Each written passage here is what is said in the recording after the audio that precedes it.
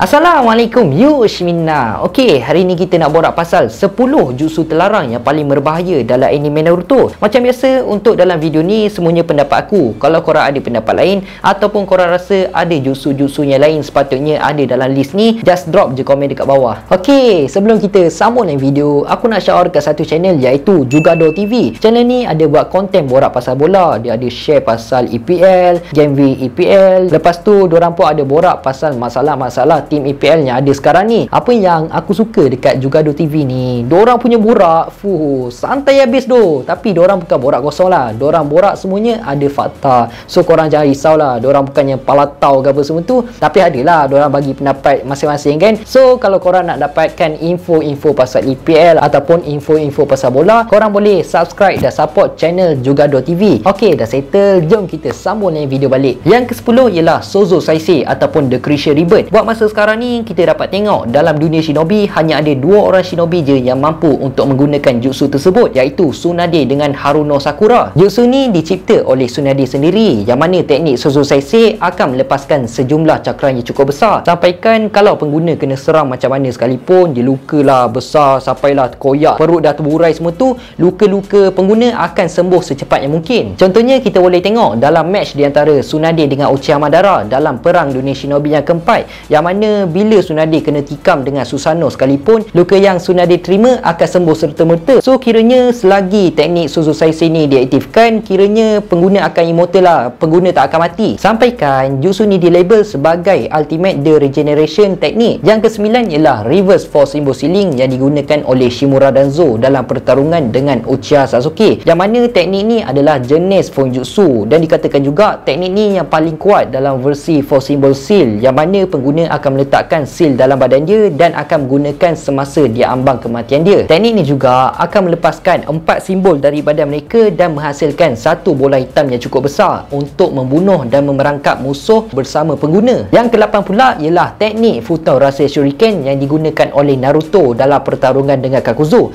Ni mesti ramai tertanya lah, kenapa teknik Futorase Shuriken yang digunakan oleh Naruto ni dikatakan jutsu yang terlarang? Okey, dia macam ni. Jutsu Futorase Shuriken berhasil daripada teknik Rasengan yang telah digabungkan dengan Wind Element yang telah dicipta oleh Uzumaki Naruto sendiri. Jutsu Futorase Shuriken dia memang satu jutsu yang cukup kuat, memang bergunalah untuk Naruto. Cumanya jutsu tu ada kesan untuk pengguna, yang mana kita boleh tengok selepas je Naruto telah pun menggunakan teknik Futorase Shuriken untuk menewaskan Kakuzu, Tsunade telah pun melarang Naruto untuk menggunakan jutsu tu lagi, disebabkan Tsunade ada cakap yang jutsu Futorase Shuriken ni dia ibarat pisau dekat pengguna, yang mana dia akan rosakkan saluran-saluran cakra dekat tangan Naruto. Dia macam ibarat pisau lah, dia toreh sana, toreh sini, toreh sana kan. Dan jutsu tu boleh menyebabkan tangan Naruto rosak. Tapi Naruto tetap menggunakan teknik Futorase Shuriken tu. Cuma Naruto dah upgrade lah teknik Futorase Shuriken semasa dia training dekat Gunung Byaboku, yang mana kita boleh tengok dalam pertarungan di antara Uzumaki Naruto dengan Pain.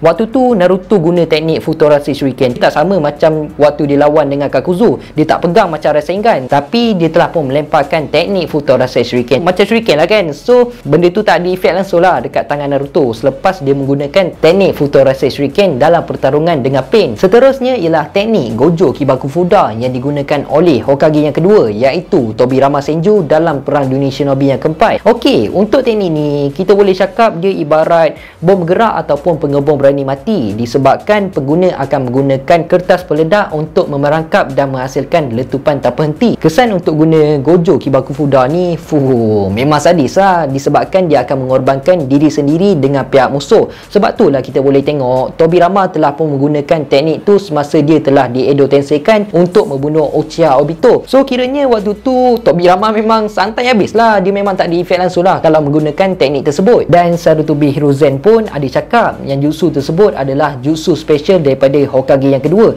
Cumanya untuk Gojo Kibaku Fuda ni pun boleh je digunakan oleh orang yang hidup. Cumanya kau tanggunglah sendiri. Kau nak mati, guna je lah. Yang keenam ialah Izanagi, iaitu genjutsu yang mampu digunakan oleh pengguna mata Sharingan. Okey, aku simpelkan macam mana functionnya teknik Izanagi ni. Izanagi adalah satu teknik genjutsu yang mampu mengubah realiti sebenar. Aku bagi satu contoh, nak bagi lagi senang faham lah, yang mana kita boleh tengok dalam pertarungan di antara Uchiha Sasuke dengan Shimura Danzo. Kalau ikutkan dalam match tu, Sasuke dah banyak kali bunuh si Danzo tu, tapi disebabkan Danzo telah mengaktifkan Izanagi, dia pun dapat mengelakkan kematian dia dan dia kembali hidup sampailah mata Sharingan dia habis. So kalau kita tengok pun dekat tangan Danzo banyak kan mata Sharingan, dia bolehlah menggunakan teknik Izanagi sampailah ke semua mata Sharingan dia buta. Kesan menggunakan teknik Izanagi ni akan menyebabkan satu dari mata Sharingan pengguna akan buta. Kalau tak faham lagi, aku akan bagi contoh dalam pertarungan di antara Uchiha Madara dengan Hashirama Senju. Kalau ikutkan betul-betul, Madara dah mati dalam match tu selepas dia telah ditikam oleh Hashirama Senju,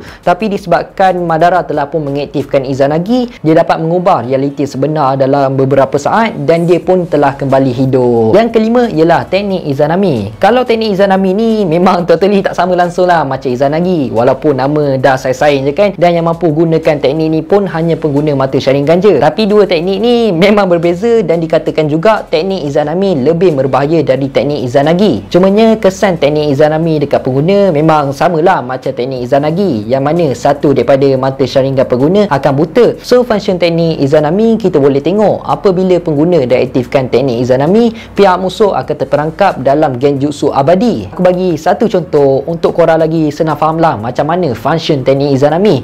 Apabila pengguna dah aktifkan teknik Izanami, pengguna akan pasang 3 trap tau dekat musuh, yang mana untuk trap A, musuh akan terpijak bunga. Untuk trap B pula, musuh akan disimbang air. Manakala untuk trapnya terakhir pula, musuh akan dibunuh. So benda ni dia akan berulang tau. Bila musuh dah terperangkap dalam Izanami, musuh akan melalui benda yang sama dari trap A sampailah dia dibunuh dengan kejam ke apa semua tu. Dia akan berulang tanpa henti. Kalau lah musuh tu muntah darah sekalipun, muntah hijau ke apa, benda tu tetap akan berulang banyak kali. Benda ni akan berakhir bila musuh give up, dia terima realiti yang sebenar, ataupun dia terimalah takdir ketentuan diri dia kan, ataupun pengguna akan menghentikan teknik tersebut. Kita boleh tengok teknik Izanami telah digunakan oleh Uchiha Itachi dalam pertarungan dengan Yakushi Kabuto. Seterusnya ialah Shiki Fujin ataupun Dead Demon Consuming Ceiling. Teknik ni telah pun dikembangkan oleh klan Uzumaki, yang mana bila teknik Shiki Fujin telah pun diperform oleh pengguna, akan munculnya dewa kematian iaitu Shinigami dekat belakang pengguna untuk menarik jiwa pemangsa dari tubuh mereka dan akan disil dalam perut Shinigami. Bila teknik Shiki Fujin dah perform, totally untuk pemangsa memang tak boleh nak buat apa-apa lah, dia dah jadi useless 100%. Kau nak lari ke, kau nak tumbuk ke, kau nak siku ke, kau nak tendang ke, semua tu memang dah tak ada guna. Kiranya badan pemangsa dah kena lock, so apa yang dia buat semuanya useless. Cumanya kesan dekat pengguna pula, bila menggunakan teknik Shiki Fujin ni, pengguna akan mati. Jadi orang panggil teknik Shiki Fujin ni ibarat pisau bermata dua lah. Kalau kita tikam pemangsa,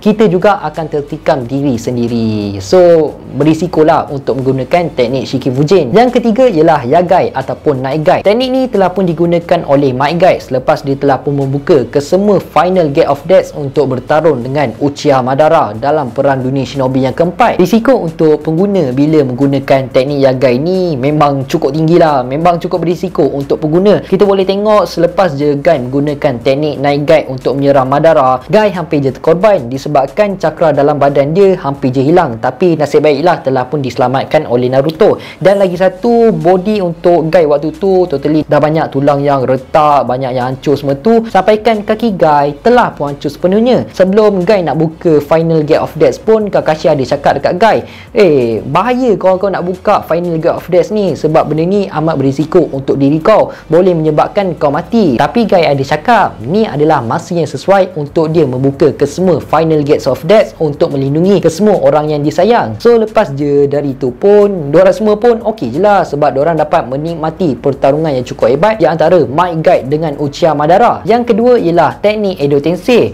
Teknik Edo Tensei telah pun dicipta oleh Tobirama Senju, tapi telah pun dikembangkan oleh Yakushi Kabuto dengan Orochimaru. Fungsi untuk teknik Edo Tensei, pengguna dapat menghidupkan balik orang-orang yang dah mati, dan totally ke semua orang yang dah mati tu yang telah dibangkitkan oleh pengguna akan dikawal oleh pengguna. Orochimaru adalah shinobi yang pertama yang telah menggunakan teknik Edo Tensei dalam anime Naruto, yang mana dia telah membangkitkan Hokage yang pertama iaitu Hashirama Senju Senju dengan Hokage yang kedua iaitu Tobirama Senju untuk bertarung dengan Hokage yang ketiga iaitu Sarutobi Hiruzen. Tapi untuk tubuh orang yang dah di Edo Tensei kan tu, dia macam tak boleh nak dihancurkan tau, sebab kalau hancur pun body diorang akan generate balik. So cara untuk patahkan teknik Edo Tensei ni dengan sealkan balik orang yang telah dibangkitkan dengan menggunakan teknik Edo Tensei. Yang pertama ialah teknik Rinne Tensei. Teknik Rinne Tensei hanya pengguna multi Rinnegan je yang mampu untuk sempurnakan teknik tersebut, yang mana bila pengguna dah perform teknik Rinne Tensei, dia akan dapat menghidupkan semula orang yang dah mati, dan roh orang yang dah mati tu akan kembali dalam diri dia semula. Contohnya kita boleh tengok Nagato telah pun menggunakan teknik Rinne Tensei untuk menghidupkan penduduk Konoha yang telah terlibat dalam serangan dengan Pain, macam Fukasaku, Hatake Kakashi,